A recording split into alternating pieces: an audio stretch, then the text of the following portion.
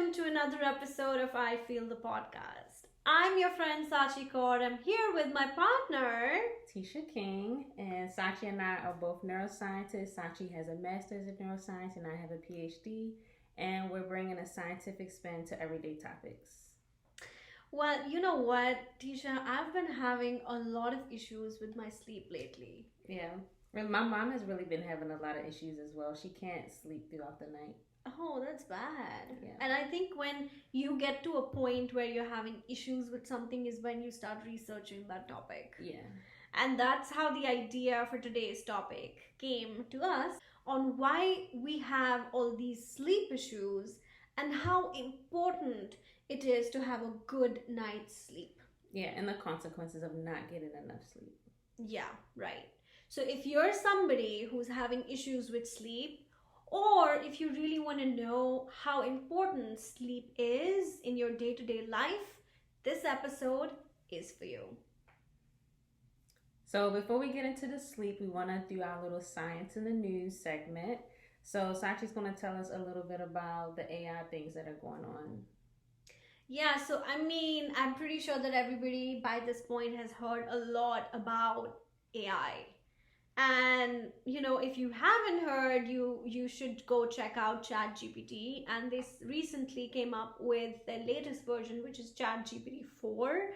And what we've been hearing in the news is that ChatGPT 4 has actually passed so many different exams, be it like the law exam, the medical exam, and also I was recently reading, which was I think 2 days ago, where the medical experts gave ChatGPT some very difficult cases to solve to figure out what the problem was medically, and it was able to solve it with 99% accuracy. Oh, wow. Which, of course, sounds crazy, but also it's great that we have, come to a place where we have something so strong that can diagnose stuff. Yeah, because you can just imagine all the things that it can be used for, like you were saying, in medicine, or of course taking the test and things, but you can literally ask it anything and they'll give you a response. So it can have like a wide, even in everyday topics, it doesn't even have to be in like a hospital or something. But yeah, it's really. And the Cornell University researchers also found out that people who were using ChatGPT for answers or any kind of conversations, it made them sound more positive. Which, of course, if you think about it, can have like positive and negatives to it, because you don't want to be losing your real voice on how you actually present things or you put things forward in front of people when you talk to them. Yeah. But the AI wants us to be more positive and make us sound more positive. I was just thinking it could probably end up along with you losing your voice, you will also maybe have harder times communicating with people in real life. Like if you always have it making up conversations for you, then once you get into the moment, you're like, what do I even say anymore? Well, it could happen. It really could happen. And another thing which I was watching a show on Amazon Prime 2 days ago. And in that show, the show's called Guilty Minds. And they had different cases coming up. And one of the cases was that there were 4 guys who started using a dating app called Alola. It doesn't really exist. It was just in the show. But and on the other side, Alola had basically chatbots talking to these guys instead of actual real women. That is why when these women, people went to Alola because the women were really, really hot on that app. So they were real people. It was like being catfished by the AI. So it was a bot which was trying to talk to those guys, and how they found out that it was a bot was that the girls never agreed to meet them. They didn't agree to meet, no FaceTime, no anything. Nothing. So they were like, oh, something's fishy. So, then they realized that that company actually first made this dating app, and they had another stem where it was like a photo AI kind of thing, where you just take like pictures like stock and then pictures.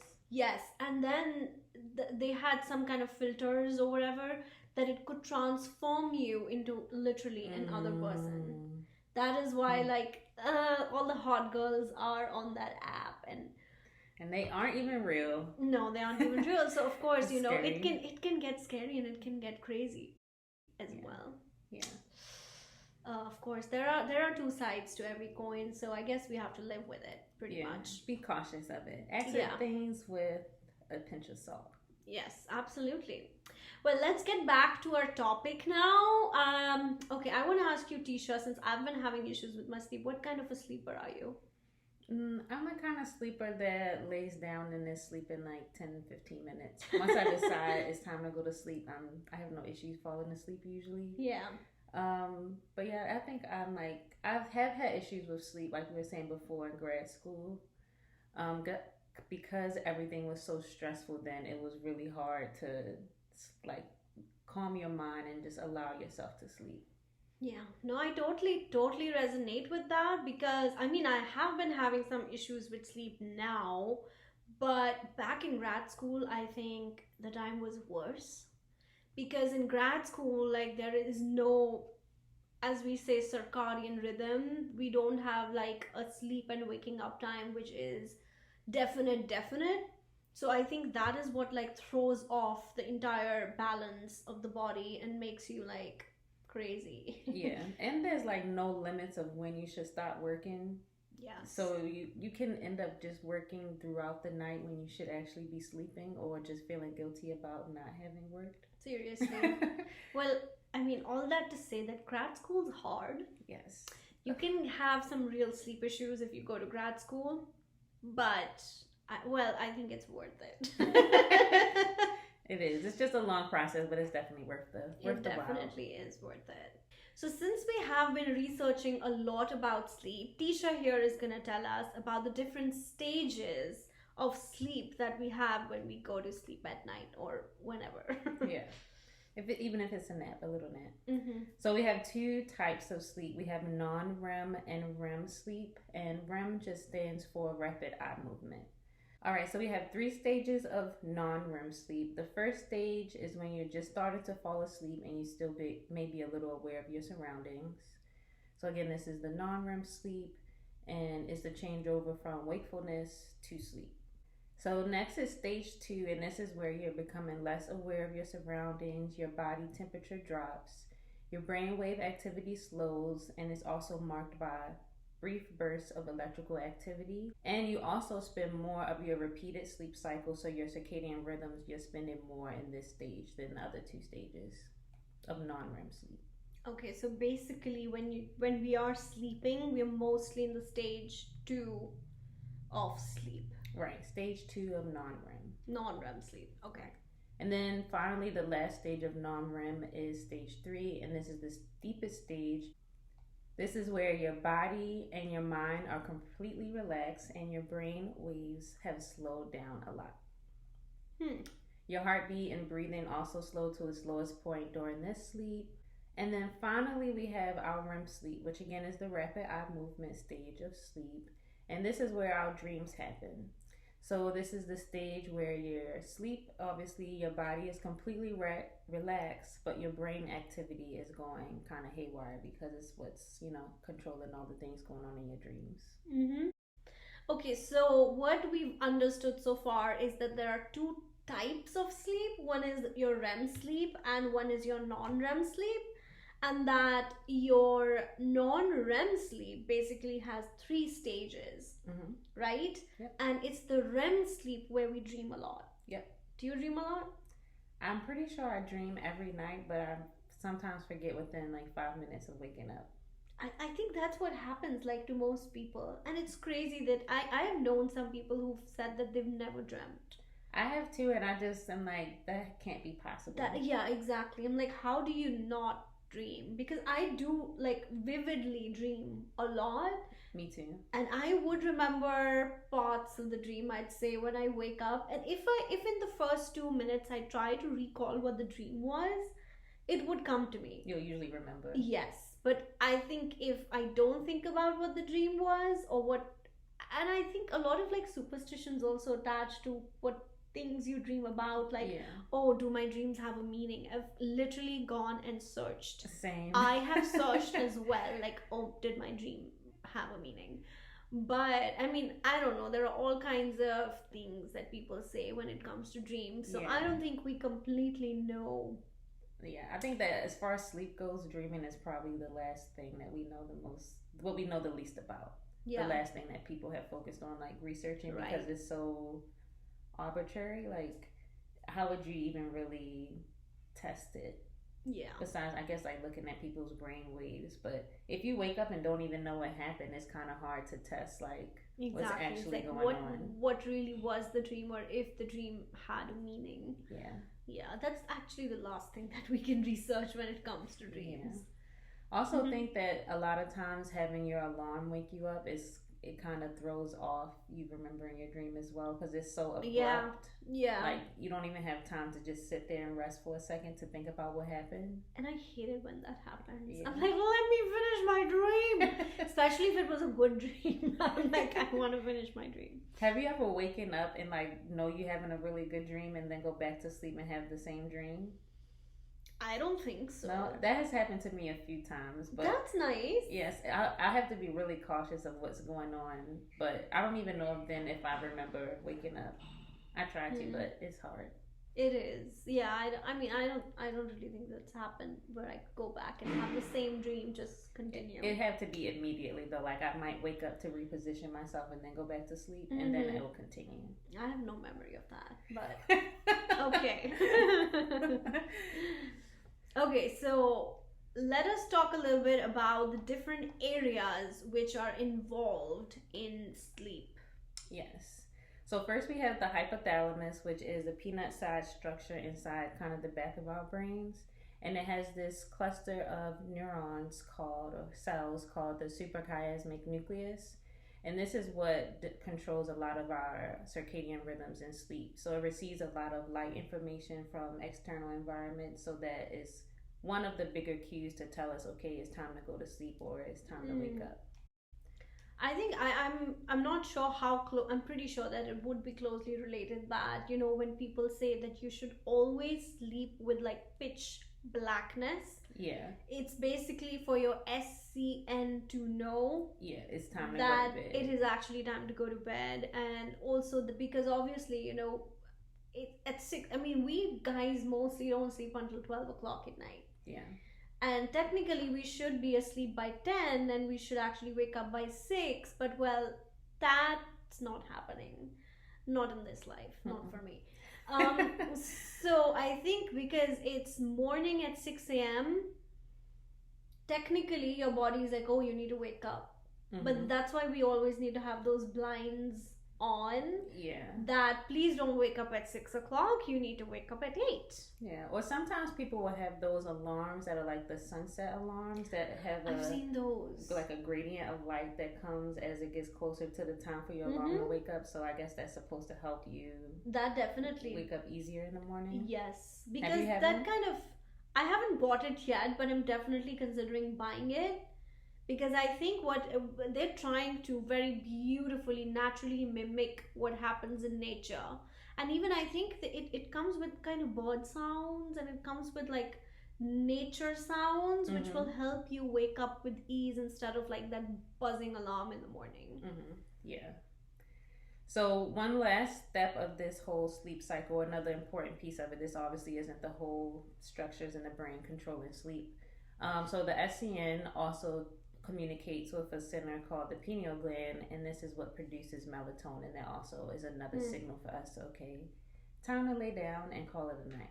Yeah, I mean, melatonin is the sleep hormone. Yeah. So everything is connected. That is why, I mean, when our rhythm is totally off, we need to take external melatonin so that your body knows that, okay, it's time to go to bed. Yeah. Have you tried melatonin before? 100%. I have. I mean, I think grad school makes you do that because it just threw off my cycle so badly. I mean, be it, you know, just the sleep cycle, even the hormonal cycle. It just throws off everything if you don't have a good routine of waking up and sleeping at the same time. Yeah, you're just completely out of whack. Yes, absolutely. So, but it's worth it. It's worth We gotta keep adding that at the end of it. Yes. It's worth it. If you're considering going to grad school, go do it. Um, okay, so let us start with all the experimentation that has been done so far when it comes to sleep. And you know what, guys? We did find some really fun and interesting experiments, and the findings were actually startling. So, the first experiment that we actually found out was the sleep restriction experiment. In this experiment, the participants were restricted to only 4 hours of sleep for that entire week. But prior to that, those participants were given a normal 8 hour sleep. They wanted to really see what happens when your sleep is restricted. So, for this group, which was restricted to go to sleep and they only had 4 hours of sleep every night, they saw that at the end of the week, it led to an increase in the hormone ghrelin. And this hormone actually stimulates our appetite. It increases our appetite. So if ghrelin is increased in your body, you would want to eat more. So what this experiment actually told us was, if you don't sleep enough, you will be eating more. And obviously, if you are trying to lose weight, you can't really let that happen. Yeah. And of course, it's very difficult to suppress that activity when you want to eat more, when your body's telling you to eat more, but you're trying to lose weight. Yeah, and I think that's one of the things people forget about when trying to lose weight. I know I don't think about it instinctively. When I'm thinking of all the steps I need to do to actually lose weight, sleep is like the last thing I'm thinking. Like, I could probably just stay up late and just go to the gym on this day and this day, when you probably should just go to sleep. Yeah, that's true. And of course, we do burn a lot of calories while we sleep. Yeah. So sleeping definitely is important. And I don't think that we give enough credit to sleep in general for, what it does to our body, what it does to productivity, what it does to our cycle, just to keep everything normal and working and good and healthy in our body. Sleep is very, very important. This next study that we have is called Sleep Deprivation Increases the Experience of Social Isolation. So in this study, they did a similar thing where they have a group that's deprived of sleep and a group that got enough sleep every night. And then they gave them these questionnaires to assess their social isolation before and after they were sleep deprived. So for the results of this study, they found that the group that experienced the sleep deprivation actually had more increased or higher feelings of social isolation. So they felt more lonely or alone or disconnected from others as a result of not getting sleep. Which I think it kind of makes sense. I think when we don't get a lot of sleep, we overall just feel bad. Yeah, and irritated. Yeah. I mean, my entire family knows if I don't get two things, that's food and sleep, I'm a monster. So hangry and sleepy. Yes, and I think those two things are the worst things. Yeah, definitely if you don't have enough sleep, you can't do anything. Like, you can't drive. I wouldn't want to work. Yeah. I mean, I'm like, I can stay in bed and watch Netflix. I mean, if I haven't slept enough, that's fine. Right. But anything other than that, please don't ask me to uncalled for contribute to it. All right, so now we have understood the general impact of sleep. We now know like the types of sleep, we know the stages of sleep that we go through, and also know that if we're trying to lose weight, we need to sleep. And also, of course, our mood is just spoiled if we don't sleep enough. Our productivity decreases if we don't sleep enough. So having a good night's sleep is so important. So here we come up with some tips and tricks, which I know I have started using because I was having trouble with sleep, and I'm pretty sure that your mom would also appreciate these. Yeah, she would really appreciate if she starts doing some of these things. So number one is sleeping and waking up at the same time. And there's neuroscience, of course, behind that. First, we need to maintain that body rhythm. So that the hormones are not out of whack, our melatonin is not out of whack. So of course those two things. And there's also something which is released, that's the growth hormone, which is released only during the first 2 hours of our sleep. So what happens is, if we don't sleep at the same time, then we've missed that window of that growth hormone release. And we do know that growth hormone is just helping to rejuvenate our body. And for us to have that restful sleep, it's so important for the growth hormone release to happen. Second tip is, do not hit the snooze button. We hit the snooze button every single day. I still do it. I'm trying to be better at it. And I know Mel Robbins, she has this challenge of not hitting the snooze button. So if you're trying to reverse that habit of yours, you can take that challenge up. And also, we know that we just need 9 minutes to go back to that state of sleep. And I think that's the reason why, I guess. Yeah, on the iPhones, they have, if you press snooze on iPhones, the alarm goes back off in 9 minutes. Like, they only give you 9 minutes, and then it's ringing again. Yeah. So maybe that is why they do that. Probably. I mean, I'm pretty sure it's backed up by science. Yeah. All we need is 9 minutes to go back to sleep. Sometimes you only need one. Yeah, seriously. And I can really go back to sleep. Like, it's insane. But I mean, I have a hard time waking up in the morning, and I have a hard time sleeping at night. It's just crazy. Anyway, the third tip is to avoid using our phones for at least an hour before bed. I know there is, which I'm also trying to follow, there is this rule of 4-3-1, or is it 4-2-1? 4-1 actually. 4 hours, you should not be eating anything 4 hours prior to your sleep. Then 2 hours, don't drink anything 2 hours prior to your sleep. And 1 hour, do not look at any screens 1 hour prior to your sleep. So we all, I feel like we should all stick to that 4-2-1 rule. Do you also have the issue where if you get up in the middle of the night, you can't, like, to use the restroom, that you can't go back to sleep? I can go back to sleep easily. If I have to wake up in the middle of the night, maybe 5 to 10 minutes is all it takes me to go back to sleep. I think for me, sleeping is the problem. The beginning, like, going to sleep is the problem. Waking up is a problem. Staying awake. But going back to sleep in the middle of the night, never not a issue. problem. Okay, so now Tisha is going to tell us some really cool facts about sleep. All right, so the first fun fact is sleep experts have discovered a direct link between people's favorite sleeping position and their personalities. That's insane to me. I wanna really read this research and see if there's a quiz that's out there which we can take in order to know, like, okay, if that's your sleeping position, that is your personality. Yeah, we have to ask like a group of people to really get a good gauge of if it's actually true or not. Yeah. I mean, I'm pretty sure that there is research on it, so we can definitely go and read the whole paper to know more. All right, next, 12% of people dream entirely in black and white.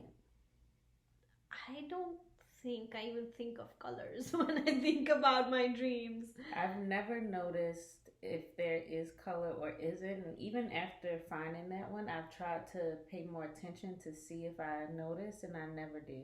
Yeah, I mean, first off, remembering your dream is hard. Yeah. And then secondly, like, even thinking, oh, was it colored or black and white? I don't really think I remember any of that. If you're the type of person that does dream in black and white, tell us more about it. Tell us what it's like in the comments. All right, the next one. You will die more quickly from sleep deprivation than food deprivation. That is insane to me, because I think the fact said that if you don't sleep for 11 days, you're gonna die. But I don't know what the number is for food though. Food, I feel like it's maybe like 2 weeks. I don't know. I think just guessing. so. Yeah, I think so. I think so. It's somewhere close. around It is close to that. About 2 weeks. If you don't eat anything, then you'll die. But if you don't sleep for 11 days, you're gonna die. I couldn't even imagine making it to the day 11. Yeah, I mean, that sounds crazy. It does sound crazy, and I think the way I said it, like, sounded like, I don't know what I was trying to do, but Anyway, coming back to the fun facts. All right, so the last fun fact we have is if you're snoring, you're not dreaming. So all the snorers out there, we can say that you're not really dreaming. And if you do know why that happens, write in the comment section because we're really interested to know. So finally, we are at the end of our episode, and like we said, we will bring you the gem of the week. And this episode's gem is: it is a common experience that a problem difficult at night is resolved in the morning after the committee of sleep has worked on it. Beautiful. Yeah, and I think that is so true for everybody. Problem seems so big in one moment, and then once you kind of relax for a second, get some rest, it's like you have a whole new mindset on it. Yeah, I think it just gives you a new perspective to look at it. Yeah. The next day when your mind has rested enough and it has gotten the energy that it needed throughout the night. Right, exactly. So guys, thank you so much for listening or watching this episode on YouTube. Give us some likes on Spotify and Apple, YouTube. Give us some comments as well, and keep sharing it with everybody else so they can listen to I Feel the podcast as well. Yes, great episode, Tisha. Let's run it back next week. All right, guys. Bye.